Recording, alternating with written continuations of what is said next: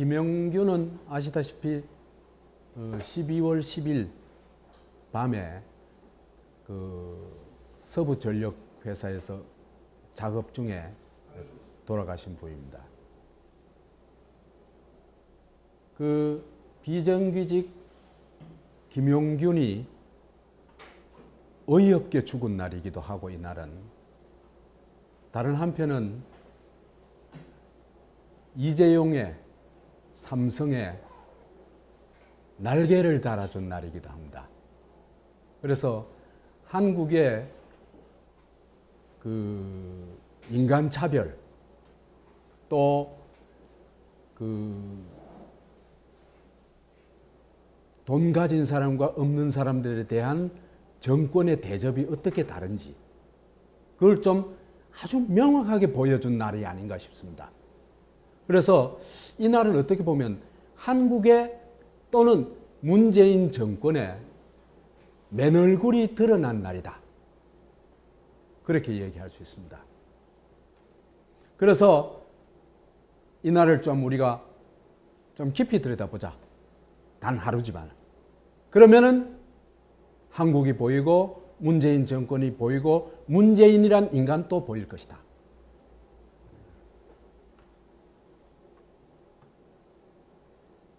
문재인이요, 세월호 무슨 기념 무슨 일에 갔다가 2012년 4월 13일, 그러니까 대선 선거운동 기간입니다. 기간에 이런 글을 씁니다. 안전 때문에 눈물 짓는 국민이 단 한 명도 없게 만들겠습니다. 나 이 말 보고 정말 깜짝 놀랐어요.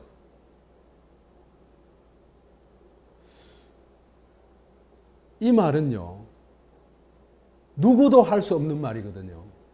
해서는 안 되는 말이거든요. 자기가 신이 아닌 다음에 어떻게 단 한 명도 없게 만들 수 있어요? 그죠? 그건 불가능한 일이잖아요. 그러면 이 사람이 치매거나 신이거나 둘 중에 하나입니다. 그죠? 어느 쪽일까? 이런 말이요, 정말 무책임한 말이거든요. 그러니까 상대방한테 달콤한 말을 무책임하게 던지는 말이 이런 말입니다. 정말 최선을 다해 보겠습니다. 이래야 정상이잖아요. 그죠? 그래서 이런 문제 해결에는 이런 답이 있다든지 있잖아요. 그죠? 답을 정확하게 제시해주는 정치가도 한국에 있긴 있어요. 대부분 이런 식이에요. 그래서 한국 정치가 진보가 없는 거예요. 앞으로 나가지를 못하는 거예요. 무책임한 말만. 그러니까 아무 그 내용도 없는, 남이 듣기 좋은 말만 해대기 때문에 실질적으로 해내는 게 아무것도 없는 거예요.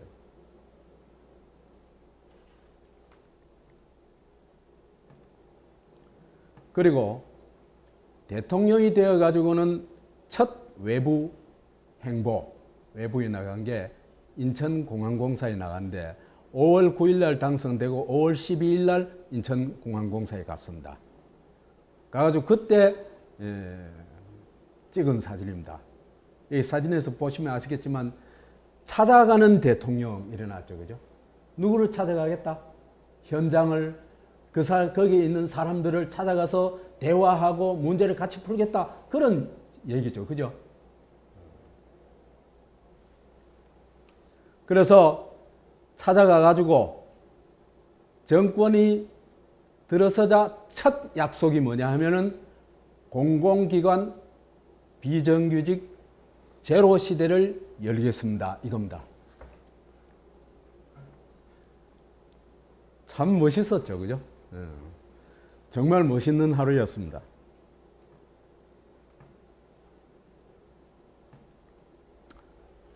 그래서 찾아가는 대통령, 이런 기사가 올랐어요. 공기업 비정규직 제로 시대 열겠습니다.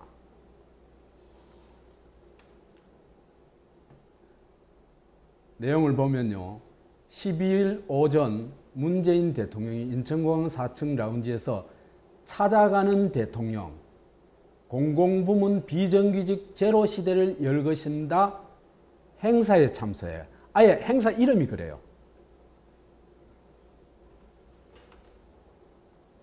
참석자들과 대화하고 있다. 제로 시대를 열겠다고 선언했다. 그래서 공공부문 비정규직의 정규직 전환과 관련한 구체적인 로드맵, 실천 방법을 마련해라. 고 지시했습니다. 이날. 그러니까 그게 1년 한 6개월, 1년 한 7개월 전 얘기입니다. 그죠? 문 대통령은 이 자리에서 상시 지속적인 업무, 그러니까 그 원포인트로 딱 필요해가지고 사람 쓰는 거 말고 그 일이 지속적으로 있을 수밖에 없는 일, 그 다음에 생명 관련 안전 업무는 정규직으로 직접 고용해야 한다. 이렇게 말까지 합니다.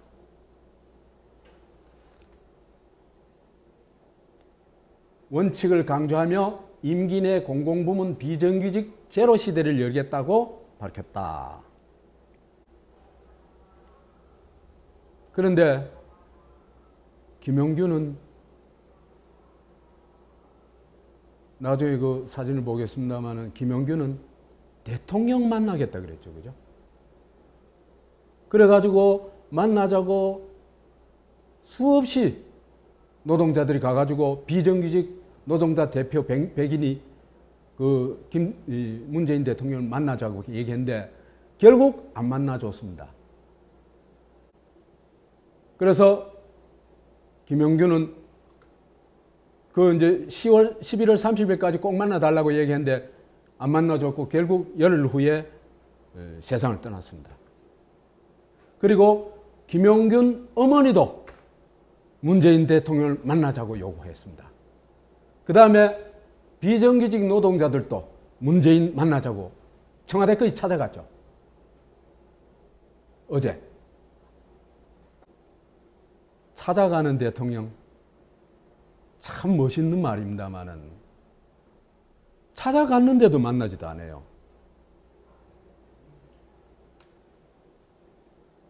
그러니까 이 말이 그죠? 저하고 똑같습니다. 아까 단 한 명도 없게 만들겠다 그랬죠. 그걸 자기가 어떻게 만들어요? 무책임한 말이잖아요. 이것도 똑같습니다. 어떻게 공기업에 죽은 고민하며 출근하나? 출근을 하면서 죽는 고민을 해야 된답니다.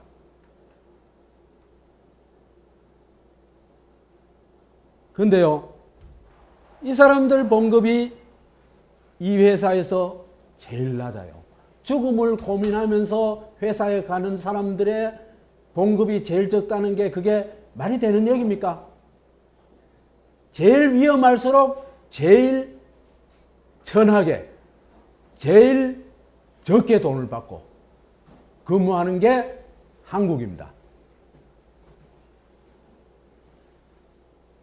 지가버지 돈 많은 사람 아들로 태어난 덕분에 한국 최고의 갑부가 되는 게 이재용이죠. 그죠? 그 사람이 한국에 뭐 했어요? 아무것도 한 거 없습니다. 근데 이 사람은 정말 전기 생산에 참여하고 있잖아. 그죠? 한국에 기여하는 면이 훨씬 더 큽니다. 이 사람이. 그런데 자기 아버지 거 그렇게 물려받아가지고 몇십억 돈 가지고 얼마를 만들었어요? 몇 조를 만들었죠. 그 날강도는 황제같이 취급받고 한국 사회에 기여하는 사람은 개돼지로 취급받는 사회다. 그게 한국이 그런 나라다. 그걸 보여주는 겁니다. 그래서 이 사람들이 모여가지고 이런 문제를 조금이라도 바꿔보자고 만나자고 통사정을 해도 찾아가겠다는 인간이 오는 사람도 안 만나고 있습니다. 그게 문재인입니다. 여기요, 사람들 어처없이 죽는 거 보면 이거는 나라가 아니에요. 너무나 많은 사람들이 너무나 비참하게 너무나 어처없이 죽어가요. 이 사람들이 정규직화하면요, 이런 사고는 발생하지 않아요.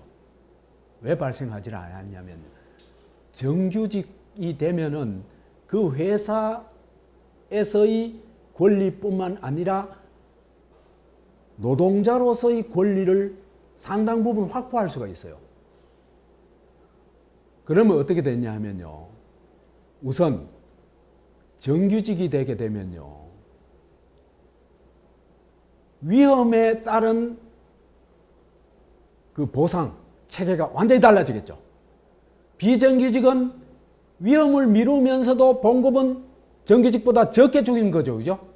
그렇지만은 정규직이 이런 일을 담당하게 되면 우선 작업 환경 바꿔달라고 시위하고 데모하고, 그죠? 그 노동 조건을 개선하기 위해서 투쟁할 수가 있습니다. 뿐만 아니라 노동 현장에 대한 통제권을 가져요. 그래서 위험하다 싶으면 바로 그 뭡니까? 전기를 내려볼 수가 있습니다. 스톱시킬 수도 있습니다.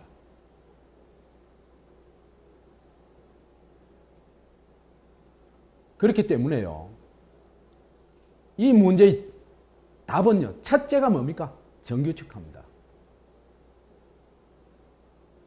정규직화하면 좀처럼 안 죽어요. 그 다음에 죽을 땐 누가 책임집니까? 기업이 책임져야 되죠. 그죠? 그 하청은 기업이 책임 하나도 안 져요.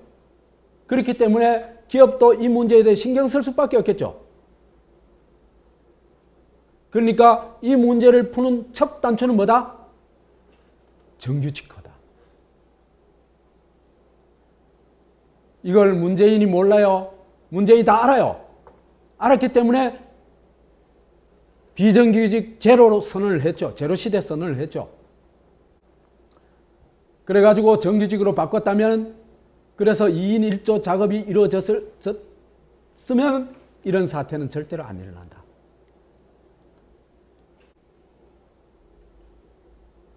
지금 이제 우리가 보니까요, 비정규직 노동자들이 과도한 걸 요구한 게 아니잖아요.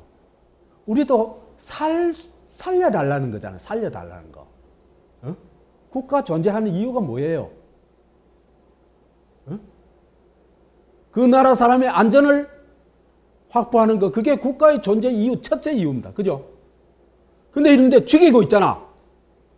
죽도록 방치하고 있잖아요. 그리고 그러지 않겠다고 다 약속을 했잖아요. 그 약속했는 거 지켜달라고 만나자고 했고, 그런데 찾아가겠다고 해놔놓고는 찾아온 사람도 만나지 않았다. 이 마지막 동선이 담긴 CCTV를 이제 입수해가지고 SBS에서 이제 보도를 했는데, 김용균 씨가 홀로 어둡고 위험한 곳에서 얼마나 힘든 일을 쉬지 않고 해야 하는지, 뭐 계속, 조금도 쉬지 않고 막 계속 왔다 갔다 해야 돼요. 그 뭐 여러 가지고 머리 넣어 보기도 하고,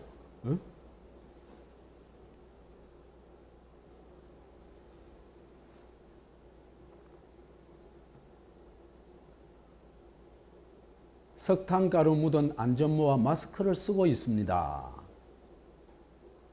헤드랜턴도 없이 고인이 개인 돈으로 마련했던 작은 손전등에 의지한 채 덮개를 열고 벨트를 점검하고 있습니다. 이게 말이 되는 얘기입니까, 이게? 정말 이 인간들 진짜 인간입니까, 이것들이?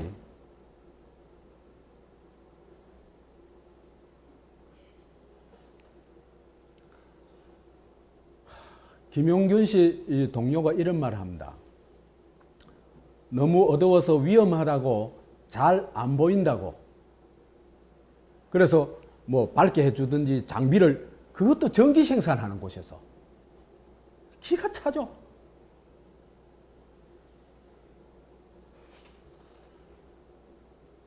그래가지고 뭐 헤드랜턴이 있으면 그 뭐 바로 앞에는 보일 거 아니에요, 그죠? 잘 보일 거 아니에요. 안 보인다고 그렇게 얘기를 해도 원청 회사에서는 어두운 거 너희가 어두운 거지 우리가 어두운 거 아니잖아. 그런데요, 배고픈 사람 보고 네가 배고프지 내가 배고프네 이렇게 하는 거예요. 이 인간이 아니에요. 이미 인간이기를 포기했어요. 근데요, 우리나라 기업 구조가 전신만식 그렇다는 겁니다. 제가요, 한국인들한테 얘기하고 싶어요. 한국에 살지 마세요. 이건 지옥이에요.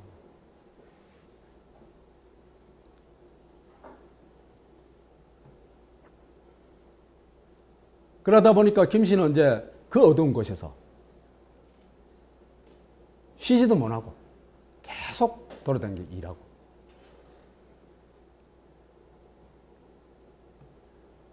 그러다가 10시 30분에는 목숨을 앗아간 벨트 쪽으로 이동합니다. 김 씨는 또다시 덮개를 일일이 열어본다. 여는 장면도 보여요. 상체를 굽혀 아랫부분을 살펴보기도 하고 컨베이어 벨트 안쪽으로 머리와 손을 넣는 위험천만한 일을 반복합니다.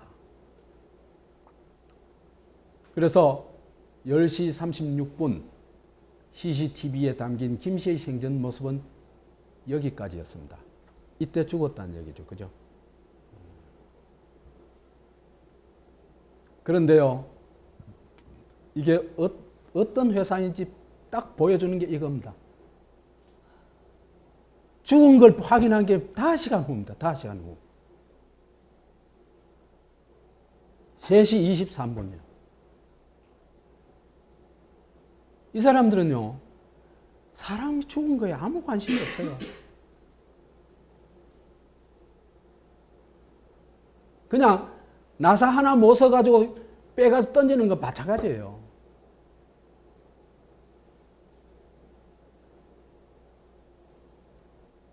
그리고 시신수습도 안 했죠.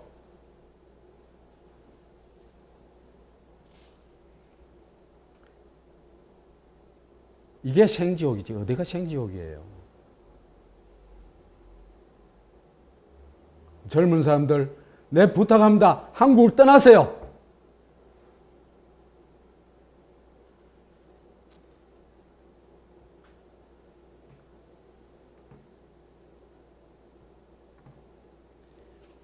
비정규직은 아무리 죽어도 괜찮은 나라.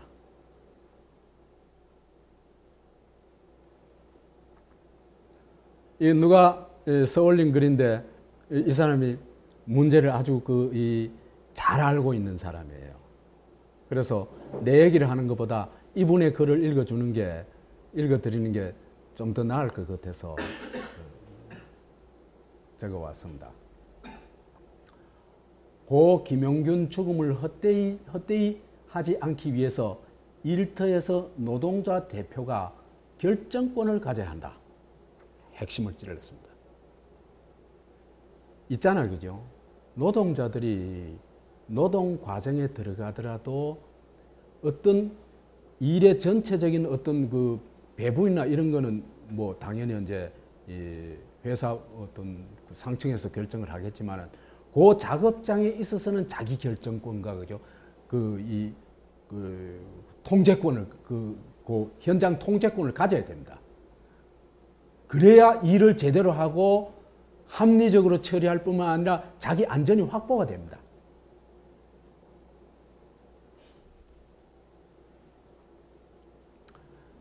고 김용균 사망의 정치적 사회적 원인들과 해결책, 김용균 법안이 제정되어야 한다.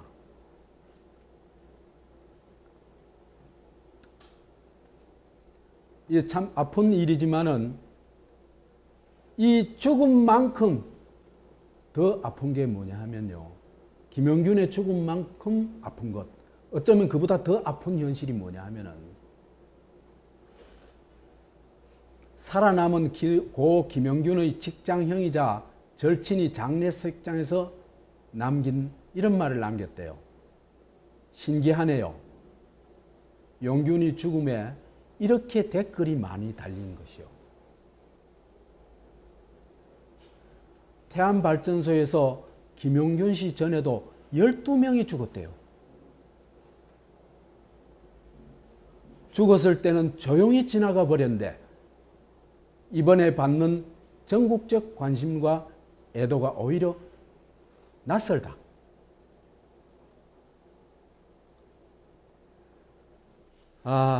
그래서요, 언론이 필요하고 또 사회적 감시가 필요하고 한데 전혀 사각지대에 있었던 거예요.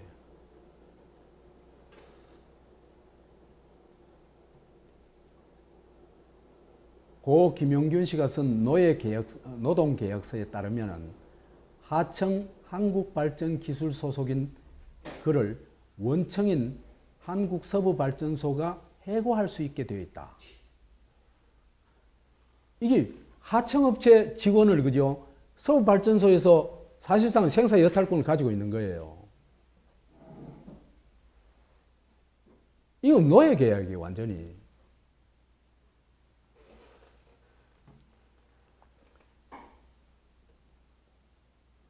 일근제, 교대 근무 지침, 시간 외 잔업 이런 것도 시간 외 잔업 같은 거요. 내가 안 하면 농업하면 안 할 수 있어야 되잖아요. 그죠? 한국에서요. 이런 거 지킨 회사 없습니다.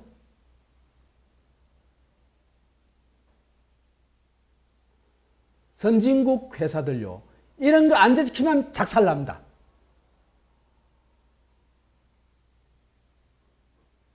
그게 선진국과 후진국의 차이입니다.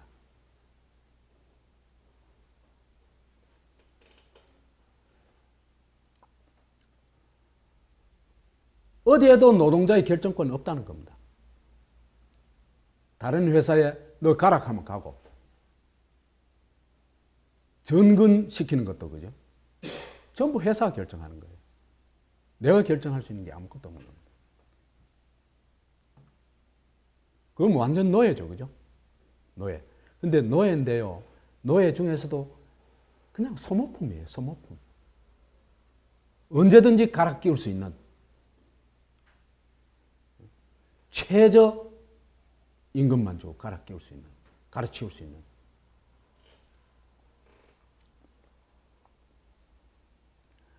이런 낙탄 처리팀 10명 중 8명은 재하청 소속이었대요. 그게 하청. 예? 그들이 받는 임금은 최저임금 수준이었다. 가장 위험한 일에 최저임금을 준다는 겁니다.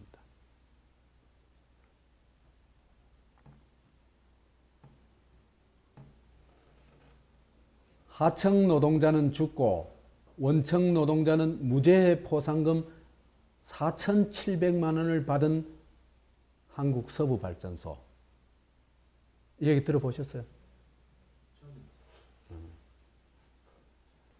고 김영균 사망 이후 지난 20년간 한국 모든 직장에서 벌어지고 있는 정규직과 비정규직의 차별들 중에 가장 비인간적이고 용서해서는 안 될 현실이 폭로되었다.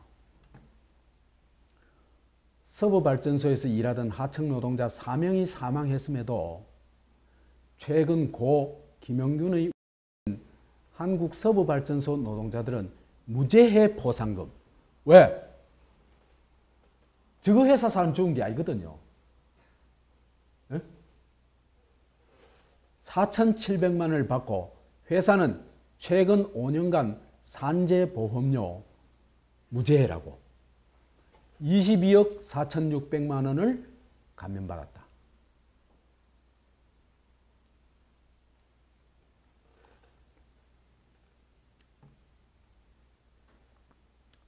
그래서 발전소 하청 노동자들의 불행, 죽음이 원청 노동자에게는 성과금, 행복으로 돌아가는 겁니다. 이런 구조로 만들어낸 놈들이 악랄한 놈들이에요. 자본가들이 이 짓을 하거든요. 반드시. 왜? 정상적으로 하면요. 그 위험한 이 작업장에서 일한 사람은 훨씬 고임금을 줘야 되겠죠. 그죠? 그리고 그 업무가 없으면 일이 처리가 안 되고. 그러니까 그 비용을 절약하기 위해서 이걸 도급을 주고 하청업체에다가 이 떠맡겨 가지고 거기 사람들이 죽든 살든 모르고 그래가지고 전기 판도는 저가 다 누리고 이러는 겁니다.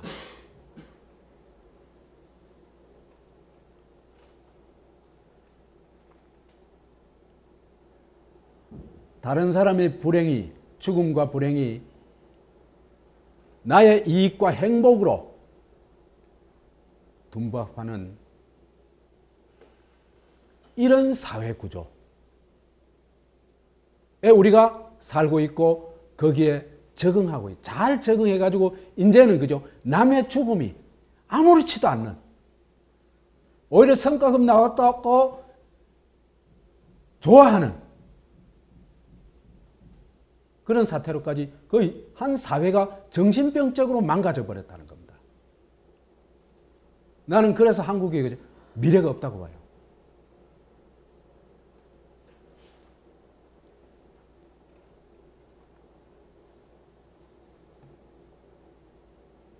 그런데 정부에서 대책을 내놓는다고 내놨는데 핵심은 첫 단추는 뭐다고? 비정규직을 정규직으로 바꿔야 된다. 그래서 이 사람들이 작업 환경 개선, 안전 제거, 그 다음에 작업장을 통제할 수 있는 권한 이런 걸 통해 아주 안전을 확보하도록 해줘야 되는 겁니다.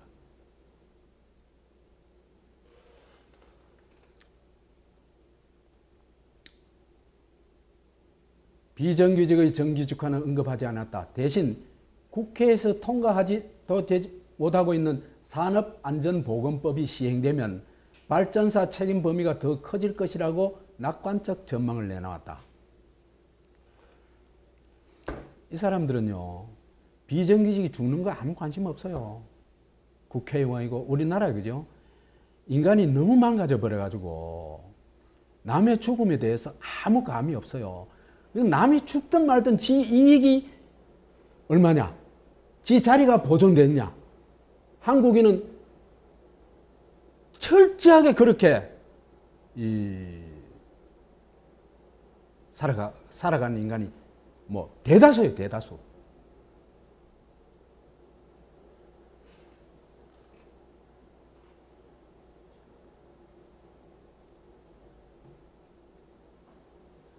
(11월) 초선 고 김용균을 비롯한 비정규직 노동자들이 노동부의 수장과 노동부 장관과 그죠? 그래요. 고용노동부 장관이 뭐야? 그건 말도 안 되는 이름이에요.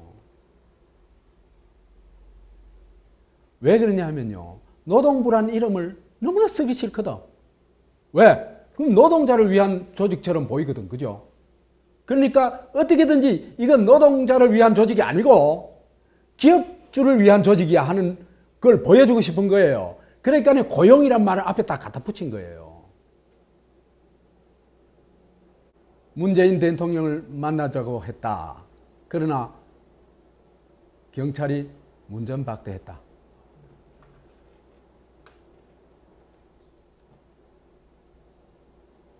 자, 서부발전소 보면요. 한마디로 비정규직 위험한 너희들 죽어도 좋아. 사람 또 있어. 얼마든지 있어. 이런 생각이죠. 너가 죽든 말든 너가 죽든 말든 우리는 무죄해로 보너스까지 나오는데 얼마나 좋아. 노동자들도 이 얘기를 안 한다는 겁니다. 한국에. 같은 노동자가 죽었는데도 정규직은 그 말도 안 하고 있다는 겁니다. 이렇게 인간이 타락해 버렸어요. 옛날에는 박정희 한 놈 타락했어요. 지금은 한국의 90%가 너무나 타락해 버렸어요. 망가져 버렸어요.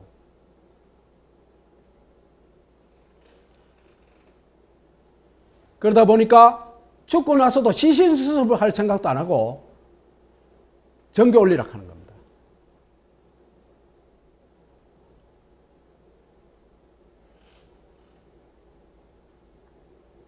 국회도 산업안전보건법 이거 가지고 택도 없는 거 뻔히 알아요. 그 사람들 몰라요. 그 사람들 다 알아요. 문재인 정권은 찾아가는 대통령이 되겠다고 하더니 그래가지고 쇼까지 거창하게 했죠. 그죠? 그러더니 김영규이 죽어도 안 만나. 너희들은 죽어도 안 만나. 그런 태세입니다.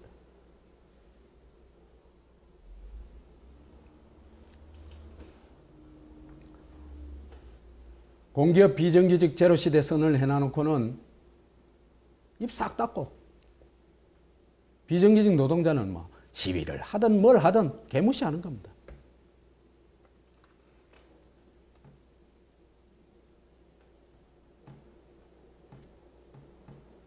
그럼 어떻게 하면 되냐? 딱 한 가지만 얘기하면요. 문재인 공약 이행하면 돼요. 그럼 다 해결돼요.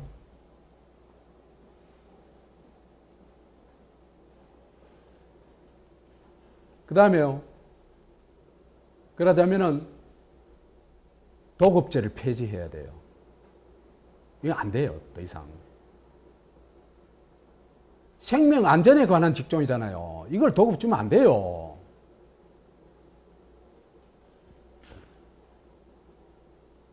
그죠? 참 우리가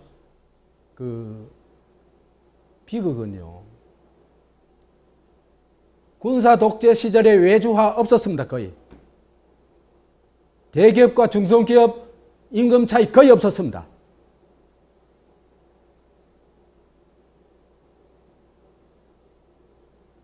입을 못 열어서 그렇지. 나름의 평등이 있었어요. 그런데 민주화되고 나서 그 한국의 평등이 완전히 깨어져 버렸습니다. 그래서 약자만 죽도록 시스템을 짜나온 겁니다.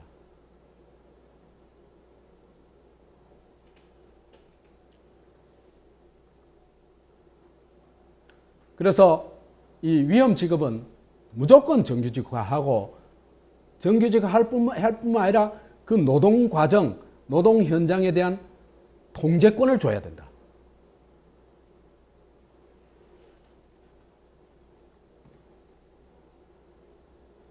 그러나 이런 문제를 보다 원천적으로 해결하기 위해서는 지금 우리의 시스템, 우리의 체제를 혁명적으로 바꿔야 된다. 뭘 어떻게 바꿔야 되냐? 지금 한국은요,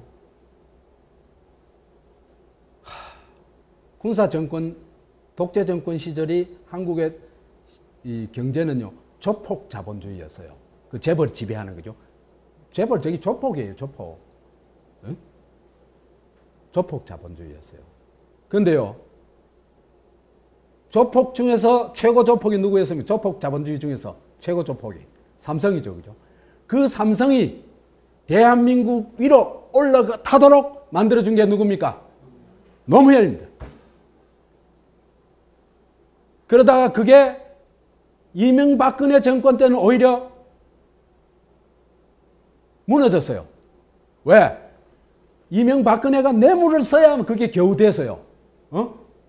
뇌물을 쓴다는 얘기는 뇌물 받는 놈이 높겠어요?